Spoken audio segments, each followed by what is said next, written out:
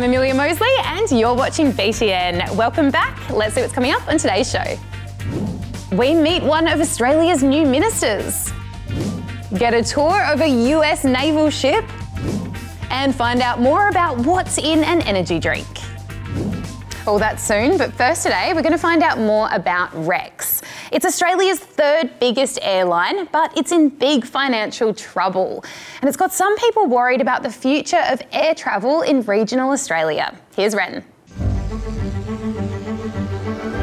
There's lots to see in Australia, from the underground houses of Coopapedy to the friendly dolphins of Monkey Maya. We've got big zoos, pink lakes, big dishes, big potatoes. But they're all super far apart, so the best way to see it all is on one of these. Yep, in a country as big as Australia, planes are really important, especially if you live a long way from other places, where being able to catch a plane could mean the ability to do your job, go to school, see family, and even access healthcare. I've relied on Rex to get me to visit my family and friends in Sydney and Melbourne from the regional area. The more access we have for visitors and for the local residents means our town will grow and prosper. We can't be left without an airline in our town. It's why a lot of people were really upset when this happened last week. In major aviation news, regional carrier Rex Airlines has entered voluntary administration. Now, Rex is a pretty important airline here in Australia. In fact, it's our third biggest after Qantas and Virgin. It was formed back in 2002 when Australia's then second biggest airline, Ansett, went broke. Two regional airlines that were part of Ansett, Kendall Airlines and Hazelton Airlines, decided to team up and offer flights to regional towns, including some that no other airlines went to. And for a while, things were going pretty well. But then came COVID. The government gave Rex money to get them through the rough patch. And then they decided to expand to take on capital city routes and compete with Qantas and Virgin, which some people say led them to where, well, they are right now. As soon as Rex made the announcement they were going to tackle the big boys, take them on that Golden Triangle and those capital city routes, Qantas all of a sudden took retribution on marginal regional routes, actually damaged Rex's financial position. But some say it's not fair to blame Qantas. They say Rex made a mistake by spending too much money trying to compete with the big airlines. You see, airlines are expensive. Fuel's expensive, planes are super expensive, and even though Australia is a big country, our population isn't, which can make it hard to sell enough seats to make a profit. Many Aussie airlines have gone broke over the years. You might remember that Bonza recently closed up shop. And before that, there was Tiger Air Australia, Ozjet, and of course Ansett, just to name a few. So where does that leave Rex? Thanks. Well, the company has gone into voluntary administration, which means experts are coming in to try and sort out their finances. More than 300 workers have already been sacked, and more might lose their jobs. Flights between capital cities have been cancelled, but Rex says regional routes are still flying as scheduled. But long term, things are still a bit up in the air. Some people have called on the government to help, saying Rex is too important to fail. The government will have to act. It'll have to act in the short term to support this company, and that might have to be financial support. If we can't use Rex, it would make our life really hard, actually. There's no other public transport. Buses take 12 hours, there's no train. Qantas is way too expensive. I don't ever fly on Qantas. Something needs to be done to help Rex out here. At the moment, the government is looking at what it can do to support Rex, but nothing has been set in stone. Well, we are discussing and considering all of the responsible options. Many are hoping that Rex will continue in some form, or that perhaps another airline will step up. So that we can continue to fly to all the amazing places that make Australia so special.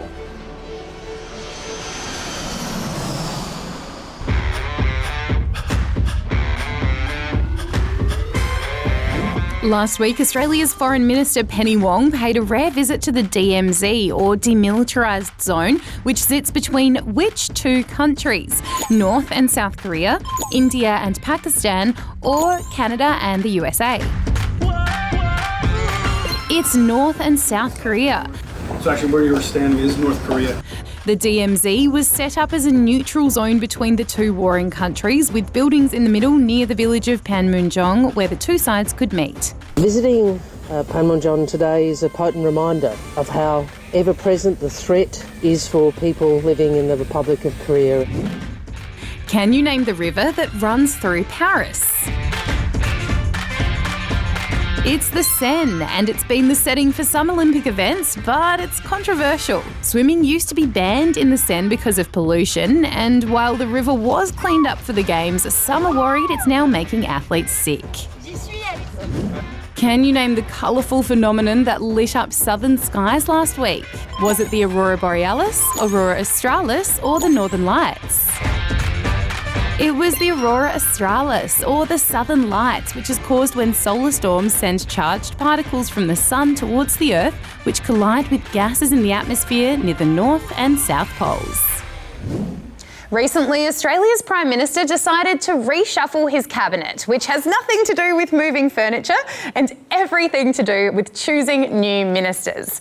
Jack found out what ministers do and even had a chat to one of our newest. All right, again.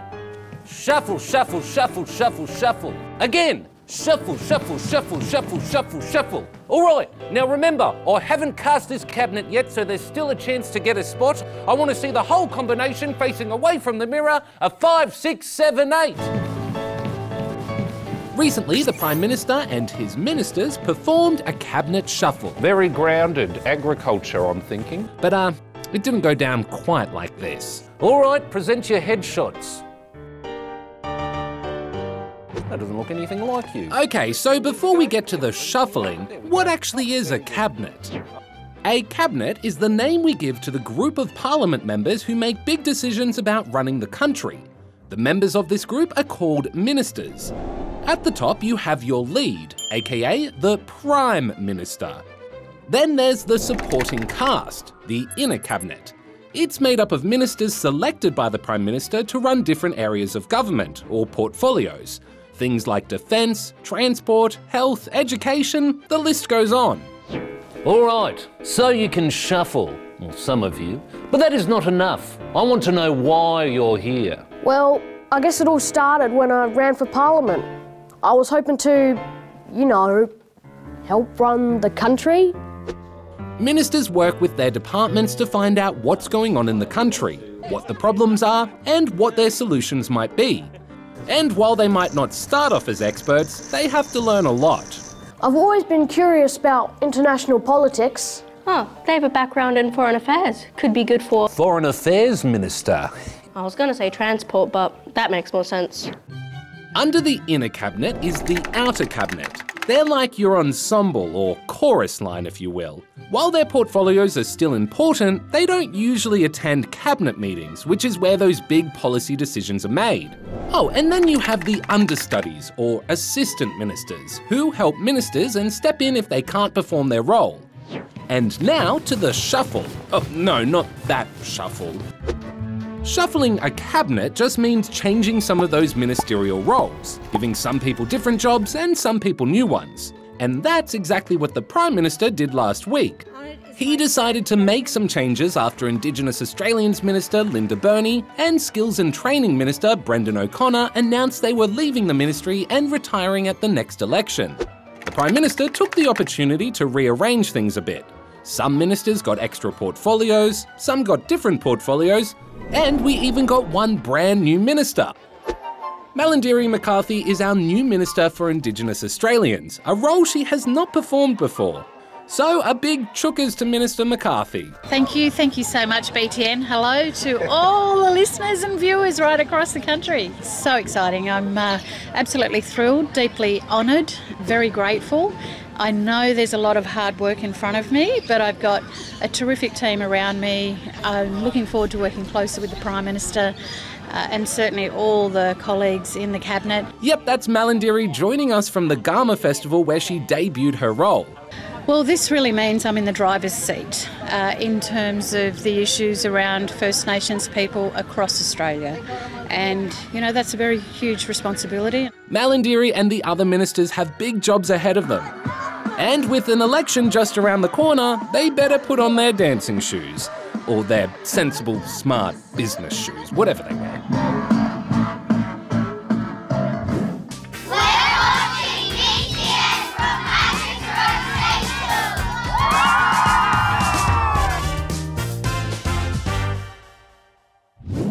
Recently, a few Aussie ports got a visit from a very big American ship, the USS Emory S. Wren got to go on board and discovered more about the military friendship between the US and Australia. Take a look.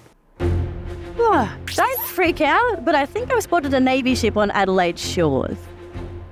It's getting closer. Wait, is that a US flag? Of course. Oh, sorry. Hi. See you there. I'm Brett. Nice to meet you. That's my ship. Your ship? My ship. Want to take a look? I would love to, but are we allowed? Of course. We're friends. Amazing. Awesome. Let's go. Let's go. Okay, so it turns out going on board a US Navy ship is not as difficult as I thought it would be. Come on.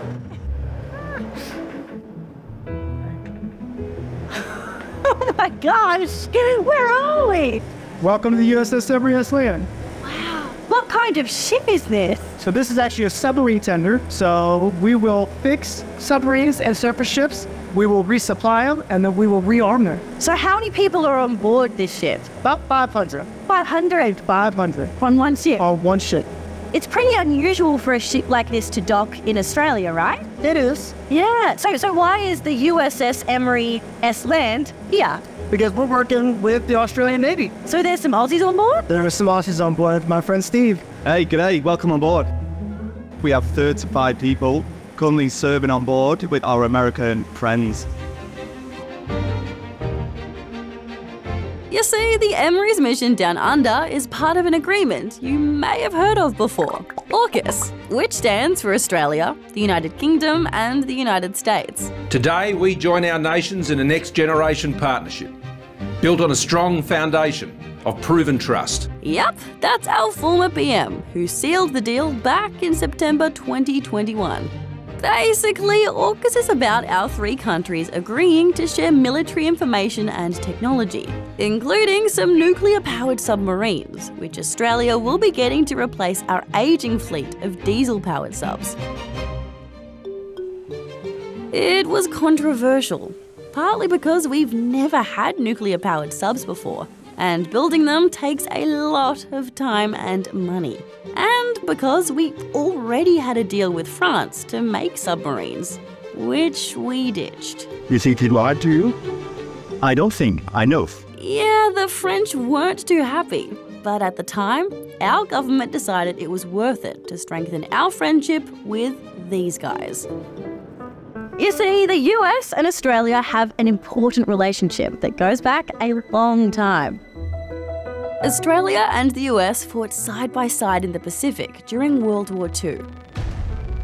Australia was worried about the threat of Japan and asked the US for support. Before that, we'd always looked mostly to the UK for protection. But after the war, that started to change. And in 1951, Australia, New Zealand and the US signed the ANZUS Treaty. It was a formal commitment to support each other militarily, if need be. Since then, Australia and the US have remained close allies. We've fought side by side in several conflicts. Our militaries regularly train together. We even have a joint security base in the Northern Territory. And sometimes we get visits from ships like this. Obviously, this is a very cool-looking ship. Yes. Could you please give us a bit of a tour? Sure, guys. Absolutely. Now, because the Emory S spends so long at sea, she has everything on board that the sailors would need. And I do mean everything. There's the massive workshop, of course. They do locks, they do welding, they fix things. But the ship also has a dentist, a doctor's, a post office, and a barber. If I was to get my hair cut here, what kind of hairstyles am I looking at? Maybe not. Maybe not. Plus enough lollies to keep this ship's dentist very, very busy. We got everything. Everything. Literally everything. It's almost like a floating town. In fact, do you mind if I stay in this little town? Absolutely. Sure. We'll get you in a uniform, kick you out. Get you a haircut. Look, maybe we'll miss the haircut. No, it's been a pleasure. Thank you guys so much for having Absolutely. me. Thank you. Absolutely. Thank you.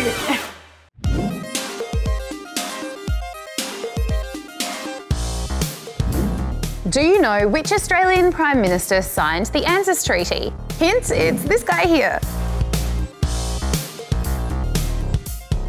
That's Robert Menzies, who founded the Liberal Party.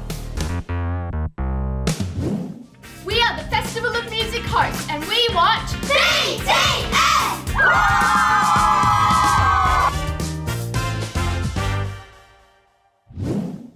Do you ever drink energy drinks? Well, there are lots of different brands out there, but recently South Australian authorities found a whole heap in shops that are actually illegal because they contain too much caffeine.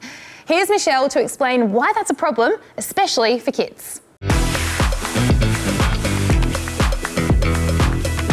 Energy drinks. They're everywhere, from TV Wake me up before you go. to social media. Last year there was a big craze about Prime when it came out, fastest growing energy drink in the world. Although we don't know exactly how many young people are drinking energy drinks, some experts reckon it's a fair few. Have either of you ever had an energy drink? Yes. Yeah? Yeah. Yeah. How many a week would you say? Probably about 2 or 3. 4 or 5. How do you feel after having an energy drink? Energized. So, what puts the energy in energy drinks? Bad things. No clue. Just read it, mate. It's a bunch of sugar as well. Caffeine. Yeah, that's a big one. Caffeine is considered the world's most popular drug. What do you guys have there? We're drinking coffee, Michelle.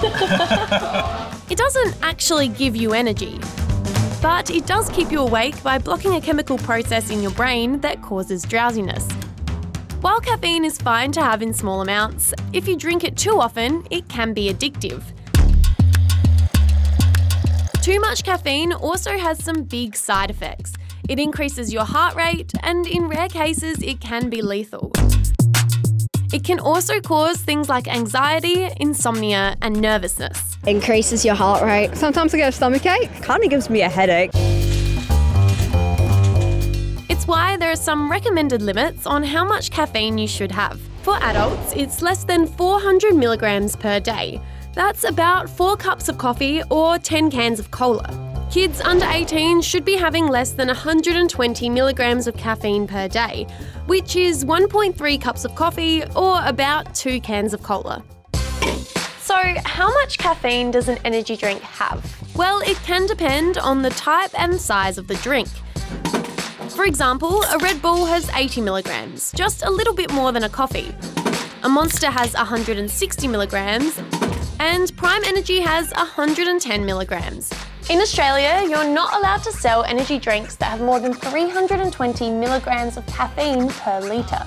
But there are some being sold in Australia that have even more than that. Many of these products have the same amount of caffeine that you would get from 3 cups of coffee or 10 cans of Coke.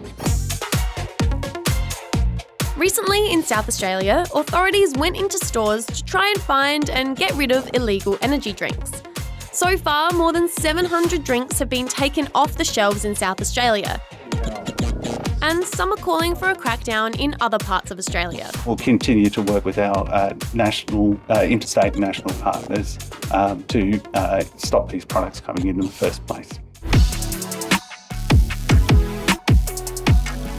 Meanwhile, some reckon kids shouldn't be drinking energy drinks at all. So the ones that are legal are still out there on the market, but the concern is that some of those are even going to be too high for some children.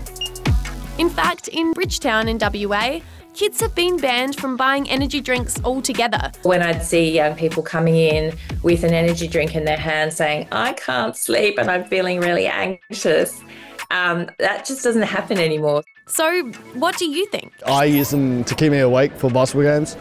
So if they got rid of them, yeah, be pretty disappointed. And people would just find different ways to get it. Drink some water. Yeah, drink water.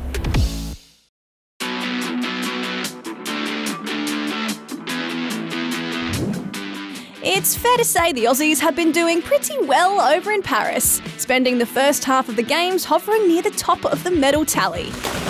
In the pool, things have finished up swimmingly, with the Aussies taking out 18 medals. On the final day in the pool, Meg Harris finished with silver in the 50-metre freestyle, while our women's 4x100 medley relay team took home silver, beaten by a world record-breaking performance from the USA. Meanwhile, USA's Noah Lyles has become the fastest man in the world. Just after finishing the 100-metre sprint in 9.784 seconds, just 5 thousandths of a second in front of Jamaican Kashane Thompson. And Novak Djokovic's trophy cabinet is now complete. He's now the 5th player to complete the Golden Slam of winning 4 major titles and an Olympic medal in singles. Outside of the Olympics, the Adelaide Thunderbirds have won back-to-back Super Netball titles after beating the Melbourne Vixens 59-57 in a grand final thriller. It's the first time in 25 years they've won back-to-back titles. Nice one.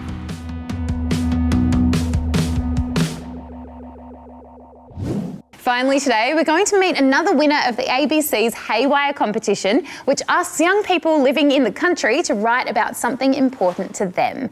Malachi is from Lismore and he shared why he loves athletics. Check it out. I feel at home when I'm doing athletics. Discus, shot put, javelin, long jump, running, I love it all. When I do long jump, it feels like I'm flying.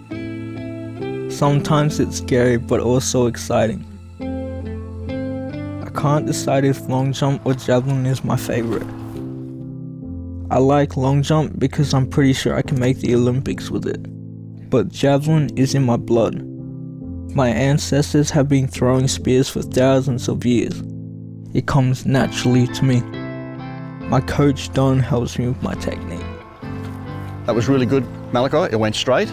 You brought your right hand over and you slapped your leg. That's the way it's supposed to go. I travel a lot for competitions.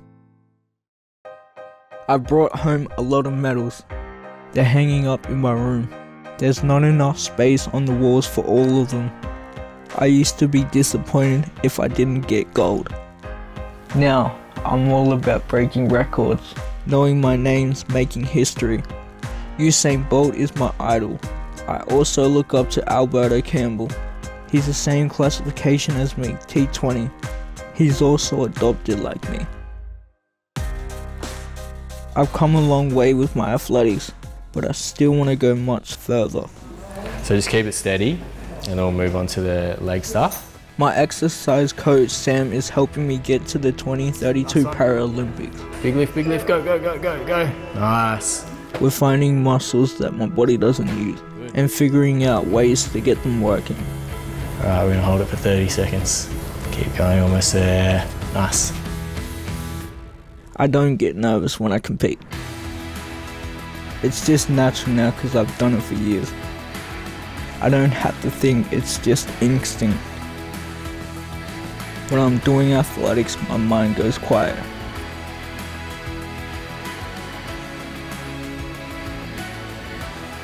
I feel like it's where I belong. Well, that's all we have for you this week, but next week we'll have a special episode for you for Science Week. And until then, you can check out our website and stay up to date with Newsbreak right here in the studio every weeknight. Have the best week and I'll see you soon. Bye.